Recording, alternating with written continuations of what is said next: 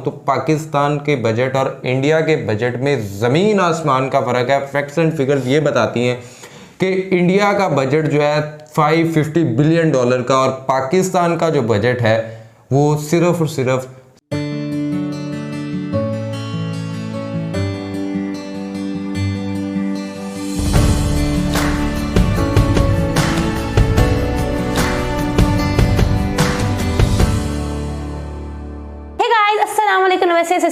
YouTube channel Khadija Mehran reaction. It's me your हो खदीजा वसीम और मेरे साथ है मेहरान हसन। नाज़रीन, इंडिया का बजट जो है 2023 का पेश हो चुका है और इसमें डिफेंस के हवाले से भी है, इसरो के हवाले से भी है और सारा कुछ है। लेकिन बात यहाँ पे यह है कि ये तकरीबन 550 बिलियन 550 बिलियन डॉलर का बजट जो है इंडिया ने, और ये बहुत ज़्यादा डिस्कस है किया जा रहा है बहुत सारी न्यूज़ में। तो आज हम देखते हैं जी कि कितना मेगा जो है ये बजट होने वाला है। तो एक वीडियो है, वीडियो का लिंक आपको डिस्क्रिप्शन में मिल जाएगा। लेकिन साथ साथ अगर आपने हमारे चैनल सब्सक्राइब नहीं किया, बस सब्सक्राइब हमारे चैनल और बेल आइकन को लाजमी प्रेस कीजिएगा। चलते हैं जी, देखते हैं।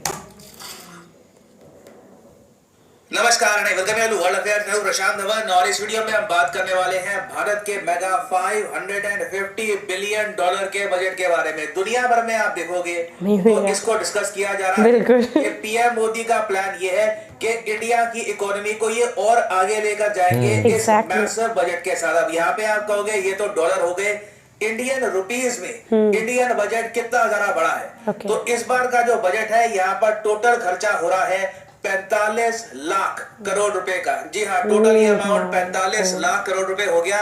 और पिछले साल से आप अगर कंपेयर करोगे तो हमारा बजट 7.5% बढ़ चुका है। अगेन मैं यहाँ पे बस एक्सपेंडिचर की बात कर रहा हूँ कि कितना पैसा सरकार खर्च करने का प्लान कर रही है फाइनेंशियल ईयर 2023-24 में। और एक बार सोच कर देखो, 550 बिलियन डॉलर, इसको ना कंपेयर करोगे दुनिया की बड़ी कंट्रीज की इकोनॉमी से तो आप रियलाइज कर पाओगे कि भारत के बजट की बात दुनिया भर में क्यों होती है। Ireland, Norway, Nigeria, UAE, Egypt, Bangladesh, इन सब कंट्रीज की टोटल जो इकोनॉमी है ना, जी हाँ इकोनॉमी, इन सब देशों की इकोनॉमी उनसे ज्यादा बड़ा है भारत का बजट। हालांकि अब ये जो लिस्ट है देख के लगता है कि वाह, जितनी इनकी इकोनॉमी नहीं है उतना तो बस हम खर्चने वाले हैं आने वाले फाइनेंशियल ईयर में। जी हाँ, सुनने में काफी अच्छा लगता है, मगर साथ ही साथ ना हमें खुद को एक रिमाइंडर ये भी देना होगा कि जो यूनाइटेड स्टेट्स ऑफ अमेरिका है, यूएसए है, उस देश का जो डिफेंस बजट है ना, यही आपको मिलेगा करीब 780 बिलियन डॉलर का।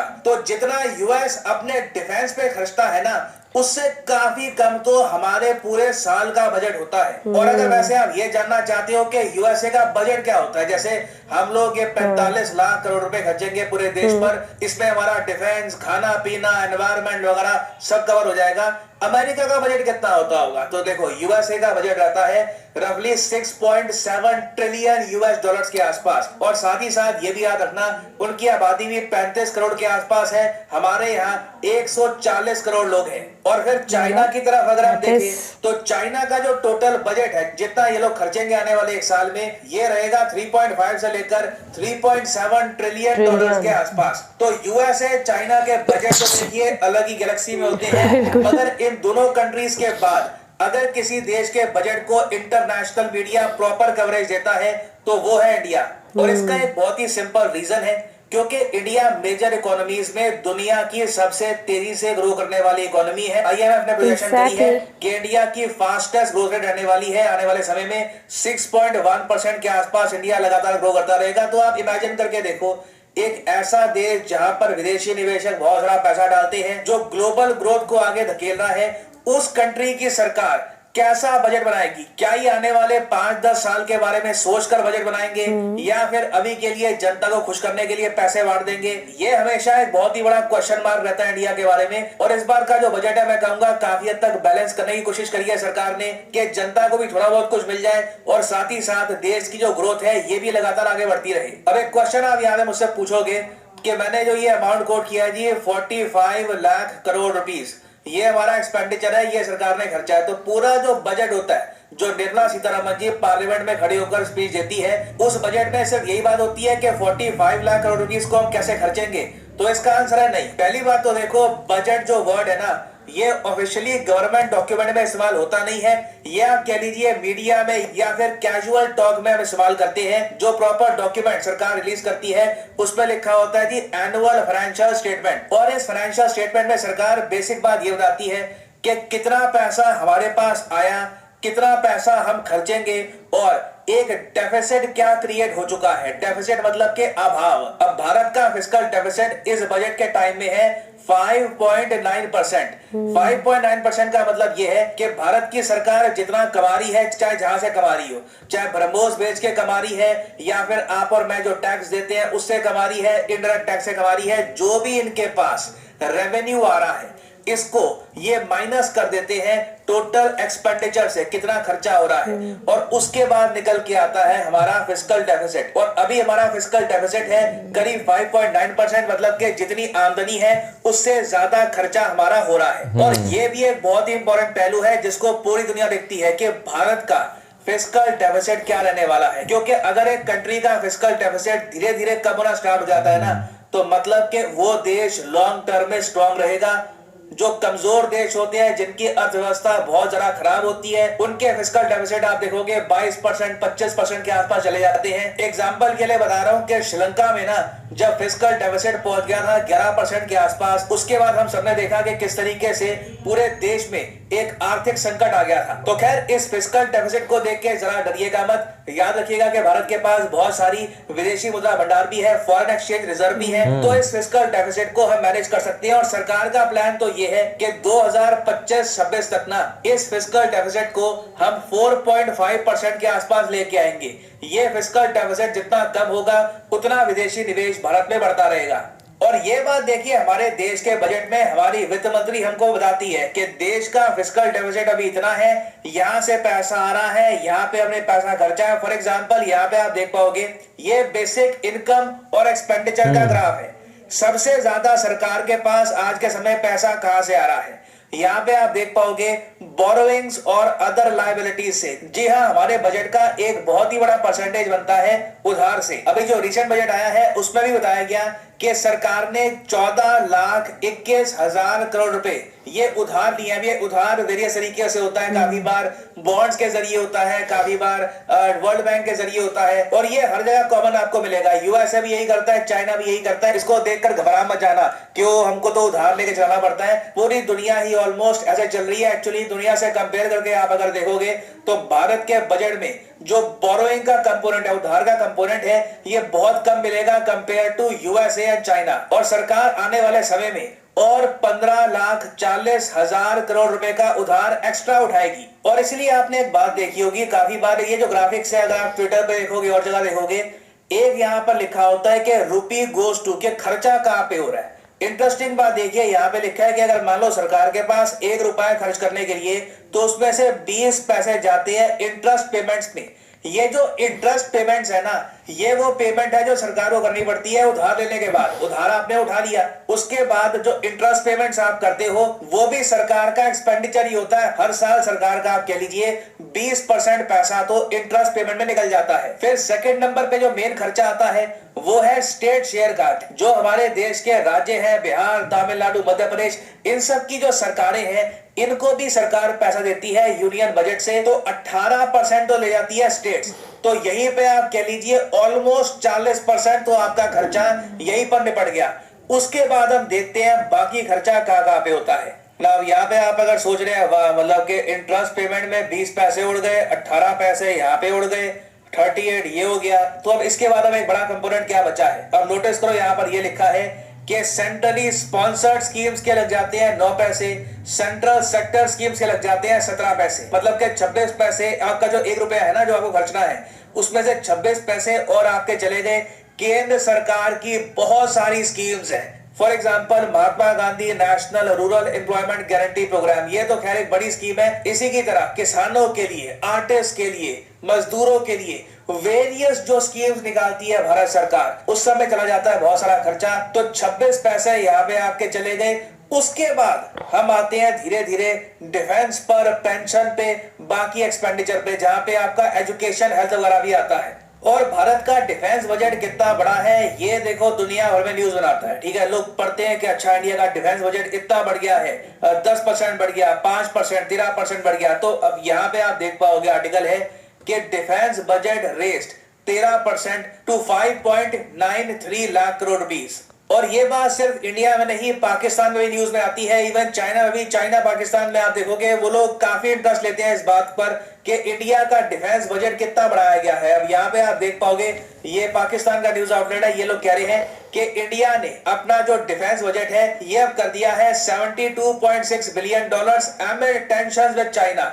अब देखो दूर से देखने में लगता है कि जी ठीक है इंडिया का जो डिफेंस बजट है 13% बढ़ गया, बट एक सैड रियलिटी हमको यहाँ पर यह समझनी होगी कि यहाँ पर जो मैक्सिमम हमने इंक्रीज किया है ना, ये किया है सैलरीज और पेंशन्स में। इसका मतलब अब ये नहीं है कि भारत ने जरा पैसा एलोकेट कर दिया है कैपिटल एक्सपेंडिचर में, मतलब कि अब हम बहुत ज्यादा डिफेंस इक्विपमेंट परचेज करेंगे, S-500 परचेज करेंगे, रफाल के बाद F-35 परचेज करेंगे। नहीं, ये जो आप इंक्रीज देख रहे हो आप यही समझ लो कि जो सैलरी और पेंशन जाती है हमारे करंट सोल्जर्स को और रिटायर्ड सोल्जर्स को, उसमें जो इंक्रीज हुआ है उसको एडजस्ट किया गया है। तो वैसे जो ये 13% की हाइक है ना, ये काफी नहीं है। इंडिया को जल्दी से जल्दी आने वाले 4 से लेकर 5 सालों में ये इंश्योर करना होगा कि हमारा डिफेंस बजट एटलीस्ट $100 बिलियन जाए, क्योंकि 100 बिलियन ही वो अमाउंट है जहां पे आप पेंशन सैलरी का जो कंपोनेंट है वो कवर करके अपने देश की मिलिट्री को मॉडर्नाइज भी कर सकते हो। तो डिफेंस बजट में जो ये 13% की हाइक है ये देखकर एज्यूम मत कर लेना कि बहुत बड़ी तरक्की हुई है, अभी भी बहुत कुछ करना बाकी है। अब इंडिया के डिफेंस सेक्टर का खर्चा अपने आप में ठीक ठाक होता है, 6 लाख करोड़ का, ऑलमोस्ट 6 लाख करोड़ का तो खर्चा यहाँ पे हो गया। मगर इसके अलावा ना दुनिया एक और बहुत ही इंपॉर्टेंट खर्चे पर ध्यान रखती है भारत के बजट में, ये है कैपेक्स। जब हम बात करते हैं कैपेक्स की तो इसका मतलब होता है कैपिटल एक्सपेंडिचर। दुनिया भर के निवेशक, दुनिया भर के पूंजीपति भारत में यह देख रहे होते हैं कि सरकार कैपेक्स में कितना खर्चा बढ़ाएगी, क्योंकि कैपेक्स का मतलब होता है कि एक देश में बिल्डिंग्स में, इंफ्रास्ट्रक्चर में, इक्विपमेंट में, स्कूल्स में, हर जगह आप कितना जरा खर्च करने को तैयार हैं। तो सरकार ने जो कैपेक्स का टारगेट है, कैपिटल एक्सपेंडिचर का टारगेट है, ये 33% बढ़ाकर अब कर दिया है 10 लाख करोड़ के भी ऊपर, जिसका मतलब हमारी जो टोटल जीडीपी है इसका 3.3% हम खर्चने वाले हैं कैपेक्स में। अब वैसे देखने में काफी ज्यादा लगता है, क्योंकि पिछली बार हमारा जो कैपेक्स था जीडीपी के हिसाब से ये 2.7% था ऑफ द टोटल जीडीपी। तो जो ये बढ़ोतरी हुई है दुनिया भर के निवेशक इसको वेलकम करेंगे, भारत की जो ग्रोथ स्टोरी है उस पर लोगों का विश्वास बढ़ेगा। मगर मैं आपको बता, चाइना जहां पर पहुंच चुका है ना, वो इतने कम कैपेक्स के साथ नहीं पहुंचा। आप अगर चाइना की ग्रोथ स्टोरी की हिस्ट्री देखोगे तो जब से इनका बजट 1 ट्रिलियन के आसपास का पहुंचा पहली बार, तब से ना इन्होंने कैपेक्स पे जो स्पेंडिंग हुई है ये 4 से 5% रखी। फिर एक ऐसा समय भी आया जब चाइना ने कैपेक्स की स्पेंडिंग 6 से 8% के ऊपर भी कर दी थी। इन्होंने इतना ज्यादा इंफ्रास्ट्रक्चर बिल्डअप किया कि देश में इनके रोजगार बढ़ा बहुत ज्यादा, इनके कई गांव ट्रांसफॉर्म हो गए, बहुत सारे एक्सप्रेसवे बन गए।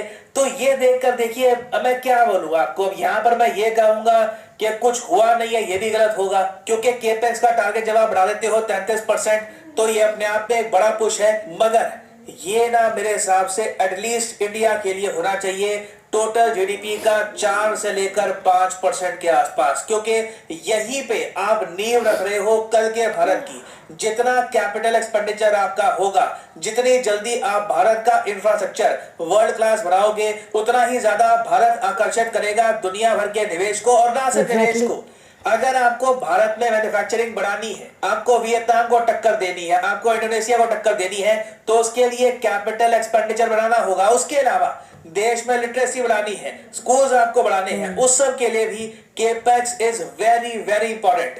और अगर हमारा टारगेट है कि इंडिया लगातार एक बहुत ज्यादा हाई ग्रोथ रेट के साथ आगे बढ़ता रहे, तो उसमें होगा एक बहुत ही बड़ा रोल रेलवे का, क्योंकि रेलवे में इंफ्रास्ट्रक्चर अगर बेहतर होता है, सरकार रेलवे में पैसा खर्च रही है, तो इसका मतलब यह है कि ज्यादा लोग घरों से बाहर निकलेंगे, ट्रैवल करेंगे, कम्यूट करेंगे, जॉब करने के लिए जाएंगे, इकोनॉमिक एक्टिविटी होगी। उसके अलावा आप अगर मैन्युफैक्चरिंग फील्ड में हैं तो आपका जो फ्लाइट कॉस्ट है ये भी कम होगा। आप माल एक स्टेट से दूसरी स्टेट में कम खर्चे में पहुंचा सकते हैं। और इस बार देखो सरकार ने ना क्लियर इंडिकेशन दे दी है कि इंडिया ग्रोथ के पीछे भाग रहा है। एक बार को हम बहुत सारा पैसा अपनी जनता पे ऐसी बस स्कीम्स में नहीं बांटेंगे, मगर लॉन्ग टर्म के लिए हम निवेश करेंगे देश के इंफ्रास्ट्रक्चर में। इसलिए इस बार के बजट में ये भी देखा गया कि रेलवेज को मिला है highest ever capital outlay 2.4 lakh crore rupees का। भारत के इतिहास में देख लो तो इतना ज्यादा कैपिटल आउटले रेलवे को कभी मिला नहीं था। और देखोगे इंडिया ना 2020 के आसपास तो सिर्फ 1 लाख करोड़ के आसपास खर्चता था रेलवे पर। अब ये अमाउंट शूट करके डबल से भी ऊपर जा चुका है। तो रेलवे है एक ऐसा सेक्टर जहां पर सरकार बिल्कुल पैसा खर्चने को तैयार है, निवेश करने को तैयार है। और इंटरेस्टिंग बात देखिए, जैसे ही रेलवे मिनिस्ट्री को पता लग गया कि इनको बहुत सारा पैसा मिलने वाला है इस बजट में, इन्होंने एक बड़ी अनाउंसमेंट कर दी वंदे मेट्रो की। वंदे भारत तो ऑलरेडी वंदे भारत ट्रेन तो चल रही है, वंदे मेट्रो ना एक मिनी वर्जन होगा वंदे मेट्रो का। और वंदे मेट्रो के अंदर कोशिश ये होगी कि जो हमारे बड़े शहर हैं वहां पर जो लास्ट माइल कनेक्टिविटी है, कि मतलब कि किसी आदमी को काम पे जाना है, उसको कहीं और ट्रैवल करना है, उसकी सहूलियत के लिए वंदे मेट्रो बनाई जाएंगी ना। फिर हम आते हैं इनकम टैक्स पे। देखिए ये भी ग्रोथ को बूस्ट करने का एक जरिया होता है, क्योंकि जब आम इंसान के हाथ में जरा पैसा होगा, वो जरा पैसा खर्चेगा, इकोनॉमिक एक्टिविटी होगी, तो सरकार देखिए बहुत लंबे समय से विचार में थी कि इनकम टैक्स स्लैब में थोड़ी सी छूट दी जाए, आम आदमी के हाथ में एक्स्ट्रा पैसा आए। मगर देखो इन्होंने कोशिश करी है, मगर ज्यादा इम्पैक्ट ना इसका दिखा नहीं है। अब इस बार आप अगर देखो तो सरकार ने अपनी तरफ से जो 2 इनकम टैक्स के रिजीम है, देखो इनकम टैक्स अगर आपको पे करना है ना तो उसके लिए 2 तरीके हैं। एक तो सरकार कहती है कि ओल्ड सिस्टम है, एक सरकार ने नया सिस्टम बना रखा है। तो जो नया सिस्टम है उसके अंदर सरकार ये कह रही है कि अगर एक आदमी 7 लाख तक कमाता है, 7 लाख 1 रुपया नहीं, सिर्फ 7 लाख तक अगर वो साल में कमाता है तो उसको टैक्स पे करने की जरूरत ही नहीं है, 0 टैक्स। ठीक है, सारा पैसा आपका अपने हिसाब से खर्चो। आपकी सैलरी अगर जाती है जी मान लो 7,50,000, 7 लाख के ऊपर जाती है, 1 पैसे भी ऊपर जाती है, तो सीधा आप आ जाओगे टैक्स ब्रैकेट के अंदर। मगर अब प्रॉब्लम ये होगी इसमें कि आपको पहले जो एडिशनल टैक्स के बेनिफिट मिलते थे वो सब भी मिला करेंगे इसमें। जैसे फॉर एग्जांपल आपने अगर होम लोन ले रखा है तो होम लोन की किस्तें जो आप चुकाते थे उसमें भी आपका टैक्स बच जाता था। तो यहाँ पे आप उस तरीके से टैक्स नहीं बचा पाओगे। तो इससे क्या होगा कि देश में जो 14% की आबादी है, जो 3.5 लाख से लेकर 17 लाख कमाती है, उसको हम कहते हैं कि मिडिल क्लास में आते हैं। 17 लाख से ऊपर रिच की कैटेगरी में आप डाल सकते हो उनको। तो इनको थोड़ा बहुत बेनिफिट देने की कोशिश करी गई है, मगर सिंस जो भी यहाँ पे 7 लाख तक की छूट है ये नई टैक्स रिजीम के अंडर है ना, इसमें अगर मान लो कि एक आदमी कमाता है 9-10 लाख रुपए साल के तो उसको बहुत ज्यादा बेनिफिट होगा नहीं, क्योंकि बाकी जो वेरियस टैक्स रिडक्शन थी वो उस पर अभी अप्लाई करेगी नहीं ना। ये तो मैंने आपको बताई है मेन बड़ी हाईलाइट्स इस बजट की। मगर इस बजट में और भी बहुत सारे छोटे छोटे कंपोनेंट्स हैं, छोटी छोटी स्कीम्स हैं जो सरकार ने कहा है कि सप्तऋषि प्लान के अंडर आती है। यहाँ पे आप देख पाओगे गवर्नमेंट अनवील्स सप्तऋषि प्लान। सरकार कहती है कि हमारे इस बजट की 2023 के बजट की टोटल 7 प्रायोरिटीज है। और ये प्रायोरिटीज कौन कौन सी हैं? एक तो इंक्लूसिव डेवलपमेंट होगी तो जी सबकी होगी। Digital public infra for agriculture. देखो डिजिटल पब्लिक इंफ्रास्ट्रक्चर हमारे शहरों में बन चुका है, मगर एग्रीकल्चर में हम इसको इतना भी यूज नहीं कर रहे, तो इसको सरकार पूछ देगी। उसके अलावा इंफ्रास्ट्रक्चर इन्वेस्टमेंट वो मैं आपको बता चुका हूं, केपेक्स में हमने बढ़ोतरी करी है। फिर अनलीशिंग पोटेंशियल, ये बहुत गोल बड़ी टर्म है कि पोटेंशियल अनलीश करना है, उसके लिए कुछ स्कीम्स उन्होंने लॉन्च करी है। फिर ग्रीन ग्रोथ के जो भी डेवलपमेंट हो उससे एनवायरनमेंट को लॉस ना हो, क्लाइमेट चेंज में नेगेटिव इंपैक्ट ना आए। और फाइनली फाइनेंशियल सेक्टर को भी हेल्प करेगी सरकार। अब इस सब में ना पर्सनली आप मुझसे पूछोगे अच्छा रहता कि अगर सरकार जॉब्स के लिए ना एक अलग से मेंशन करती कि नौकरी और क्रिएट करेंगे, उसके लिए हम अलग से मेंशन कर रहे हैं। बट इस पूरे बजट में आप देखोगे ना तो जॉब्स पर, एम्प्लॉयमेंट पर बहुत ज्यादा एम्फेसिस नहीं था। मगर सरकार ने एक बहुत ही इंपॉर्टेंट सेक्टर पर काफी फोकस किया इस बजट में, वो है एजुकेशन। एनहांस्ड एजुकेशन एक्सपेंडिचर जो है अब ये 2.9% हो चुका है टोटल जीडीपी का, जो इंप्रूवमेंट है मेरे हिसाब से बहुत अच्छी इंप्रूवमेंट है। और सरकार ने ये भी कहा है कि एक नेशनल डिजिटल लाइब्रेरी बनाई जाएगी। इसके अंदर क्या होगा कि हमारे देश के जो बच्चे हैं उनके लिए दुनिया भर से, जी हाँ दुनिया भर से जो भी क्वालिटी बुक्स हैं वेरियस लैंग्वेजेस में वेरियस टॉपिक्स की ये अवेलेबल करवाई जाएगी फ्री ऑफ कॉस्ट में इस नेशनल डिजिटल लाइब्रेरी के अंडर। अब आप यहाँ पे कहोगे सब कुछ डिजिटल ही होगा। देखिए कई जो हमारे गांव हैं जहां पर अभी इतने कंप्यूटर्स है नहीं, तो वहां पर पंचायत और वार्ड लेवल पे कोशिश की जाएगी कि फिजिकल लाइब्रेरीज बनाई जाए ना। पर्सनली आप मुझसे पूछें इस मामले में ना, ठीक है एक स्टेप हम ले रहे हैं मगर बहुत पीछे रह रहे हैं। चाइना में आप देखोगे वर्ल्ड क्लास लाइब्रेरीज बना चुके हैं और ये एक बहुत ही इंपॉर्टेंट पार्ट होता है एक एजुकेटेड समाज बनाने का, है एक ऐसा समाज जो प्रोग्रेसिव सोच रखता हो। अब फॉर एग्जांपल यहाँ पे आप देख पाओगे ये चाइना में तिनजन एक एरिया है, वहां पर इन्होंने ये लाइब्रेरी बनाई है। ये होती है लाइब्रेरी, ये होती है इन्वेस्टमेंट। इससे देखिए आप लोगों की जो जिज्ञासा है किताबों के प्रति, ज्ञान के प्रति या बढ़ाते हैं, समाज में एम्पैथी जागती है। क्योंकि याद रखिएगा एक समाज जितना पढ़ेगा, जितना एजुकेटेड होगा, उतना आप देखोगे ओवरऑल वहां पे वुमेन एम्पावरमेंट होगी, लोग ज्यादा पीसफुल तरीके से रहेंगे।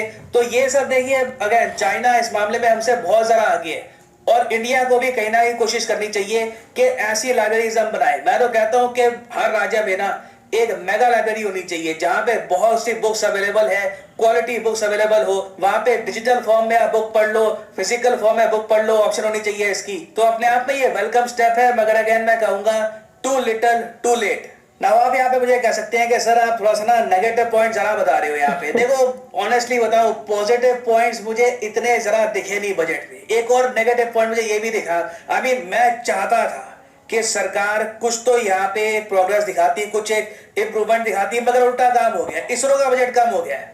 आप यकीन करेंगे डिपार्टमेंट ऑफ स्पेस को अब 12,500 करोड़ रुपए मिले हैं, पिछली बार से 8% कम।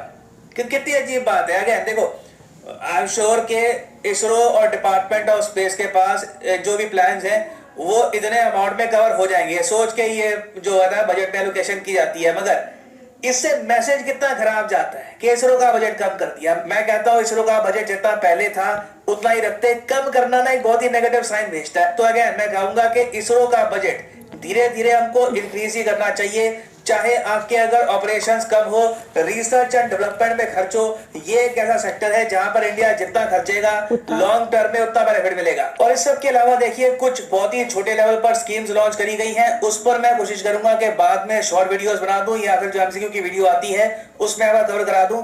मगर ओवरऑल बजट की जो मेन हाईलाइट्स है इस वीडियो में मैंने यहाँ पर कवर कर दी है। और फाइनली यहाँ पर मैं खतीजा पहले तो मैं बताना चाहूँगा कि मैं निर्मला सीताराम को जो है ना इसकी कॉन्ग्रेचुलेशन देना चाहूँगा कि इतने बड़े मुल्क का बजट जो है वो बनाना, और यकीनन टीम साथ होती है लेकिन उसको लीड करना और इस तरह से प्रेजेंट करना ये अपने आप में एक उनकी बड़ी कामयाबी है। दूसरा मैं अगर एक चीज़ यहाँ पे हाईलाइट करूँ तो मुझे लगता है प्रशांत धवन सर जो है ना वो डिफेंस को लेकर ज़रा ज़्यादा जो है ना सेंसिटिव है और वो चाहते हैं कि डिफेंस के वाले से हो सकता है इसरो का बजट इस वजह से कोई और भी इश्यूज हो सकते हैं। और उसमें यह है कि प्रशांत धवन सर जो है वो इसरो को इस वजह से शायद कह रहे हैं कि इसरो को बढ़ना चाहिए क्योंकि आने वाले वक्त में नासा भी सपोर्ट करने जा रहा है और सारा चीज़ें जो है वो होने वाली है। लेकिन मुझे यूँ लगता है कि शायद अगर इंडिया अभी अपनी आवाम पे फोकस कर रहा है और डिफेंस को लेके शायद बाद में चलेगा। लेकिन मैं यहाँ पे कंपैरेटिवली अगर खतीजा बात बताऊँ तो पाकिस्तान के बजट और इंडिया के बजट में ज़मीन आसमान का फ़र्क है। फैक्ट्स एंड फिगर्स ये बताती हैं कि इंडिया का बजट जो है $550 बिलियन का और पाकिस्तान का जो बजट है वो सिर्फ और सिर्फ $34 बिलियन का। अब 30 को आप अगर 5-6 टाइम 7 टाइम भी ले जाओ तो फिर भी जाके हाफ भी नहीं बनेगा। सो ये है जिसे हमें देखना है और जिससे हमें सीखना है। वो कहाँ से कहाँ चलते जा रहे हैं, कहाँ से कहाँ चीज़ों को लेते जा रहे हैं और हम है कि हम वहीं पे मुझे लगता है ना उनका मेन चीज़ उन्होंने लिटरेसी पे जो फोकस किया ना दैट इज़ वेरी गुड। क्योंकि जो मुल्क पढ़ता है, जो जिसमें बच्चे पढ़ गए, जिसकी नौजवान नस्ल पढ़ गई, वो बाहर जाएगी, ओवरसीज आएगा, रेवेन्यू आएगा, मुल्क में जितनी भी जॉब्स क्रिएट होंगी उस पर वो अपने लोग होंगे और सारा का सारा रेवेन्यू मुल्क तरक्की करेगा। हाँ, लेकिन एक चीज़ ये था कि 45 ट्रिलियन इंडियन रुपीस और 549.14 बिलियन, मतलब अप्रॉक्सीमेटली आप इसे $550 बिलियन ही कह सकते हैं। उसके बाद मैं अगर आपको दिखाऊं कि यहाँ पे जो इस वक्त गवर्नमेंट ने एजुकेशन के ऊपर जो किया है, मतलब स्पेंड किया है, उसके अलावा एजुकेशन का जो बजट है वो लास्ट टाइम था 999, मतलब 1 ट्रिलियन में से सिर्फ 1 बिलियन कम था, लेकिन अब उसे बढ़ा के जो है 1.13 ट्रिलियन कर दिया गया। इसी तरह जो है माजी में 709.4 बिलियन डॉलर था हेल्थ के लिए, लेकिन अब हेल्थ भी जो है वो बढ़ा के तकरीबन 890 बिलियन रुपीस के करीब कर दिया गया। और इसी तरह जो है अगर आप और जिस तरह की चीज़ें देखें तो ये सारी चीज़ें देख के हमें लगता है कि इंडिया जो है वो अपनी इकोनॉमी को लेकर, और वाकई जितना बड़ा बजट था, अब ये 550 बिलियन अगर यही रुपीज़ में होता तो हम कहते हैं कि व्हाट इज दिस यार, लेकिन बिलियन डॉलर्स में जब चला जाए वो कर रहे हैं और वो बहुत ज़्यादा पैसे बन जाते हैं। और पाकिस्तान उसके मुकाबले में सिर्फ जो है वो है तकरीबन आप अगर देख लें तो वो खतीजा आधे से भी कम, उसका शायद 1/4 बनता होगा, 1/4 भी नहीं बन रहा होगा। इतना जो है पाकिस्तान का जो आई थिंक मुझे लगता है कि ये कहना बिल्कुल बुरा नहीं होगा कि पाकिस्तान इंडिया का कोई मैच ही नहीं है। इन लोगों का कंपैरिजन तो अब होगी पाकिस्तान इंडिया का चाइना से करो, इंडिया का यूएसए के साथ करो, इंडिया का रशिया के बजट के साथ कंपैरिजन करो, फिर जो है चीज़ें बनती हैं। अगर पाकिस्तान के साथ तो ये तो अब कोई हमें मेरे ख्याल में मजाक ही समझेगा, ये क्या मजाक है। 140 करोड़ अवाम का साथ में रन ऐसा बजट मैनेज करना, दैट इज अमेजिंग। और निर्मला सीतारामन बड़ा अच्छा है। हाँ, कुछ चीज़ें जो प्रशांत धवन सर इंडिया को बेहतर समझते हैं और उसके ऊपर अपनी देते हैं तो वो उसमें ठीक है, लेकिन हम अगर कंपैरेटिवली पाकिस्तान को देखते हैं तो फिर हमें अपनी गवर्नमेंट पे दुखी होता है। देखते हैं कि यार ये क्या है, यहाँ पे एक बजट पेश करना हो तो उस पर भी आज करेंगे, परसों करेंगे, तब करेंगे, ये इतनी बहस, इतनी खचा खच के पता नहीं क्या होने वाला है, लेकिन इतना बड़ा बजट और इतनी ईजीली और सारा कुछ हो गया। इंफ्रास्ट्रक्चर का मुझे बहुत पसंद है और रेलवे का ये ऐड करना चाहूंगी मैं, मुझे वाकई बहुत जबरदस्त लगा, दैट इज वेरी गुड। सो जी, आपको इंडिया का बजट किस तरह का लगा और आपको क्या लगता है कि इंडिया के बजट में कौन सी चीजें थी जो आपकी बेहतरी के लिए और की जा सकती थी? और देखिए यहाँ पे उन्होंने टैक्स की छूट 7 लाख से ऊपर दे दी है, और यहाँ पे सिर्फ टैक्स की छूट कहाँ तक है कि 20,000, 25,000, 30,000 वाला भी कर रहा है तो वो मुख्तलिफ जगहों पे तो टैक्स देता ही देता है, लेकिन वो अगर 40-50 हज़ार से ऊपर है तो वो भी टैक्स पेयर है अपने बैंक्स वगैरह में। तो यहाँ पे 40-50 हज़ार पे भी टैक्स पड़ना शुरू हो जाता है और वहाँ पे 7 लाख तक कोई इस तरह का टैक्स नहीं है। सो ये बड़ी अच्छी चीज़ है। आपको कैसा लगा बजट? लाजमी कमेंट बॉक्स के अंदर बताएं, वीडियो को लाइक करें, शेयर करें, चैनल को सब्सक्राइब करें, बेल आइकन को प्रेस करें, साथ आईडी मेंशन फॉलो करें, सेशन दे। तब तक के लिए अपने मेजबानों को दुआ में याद रखें। अल्लाह।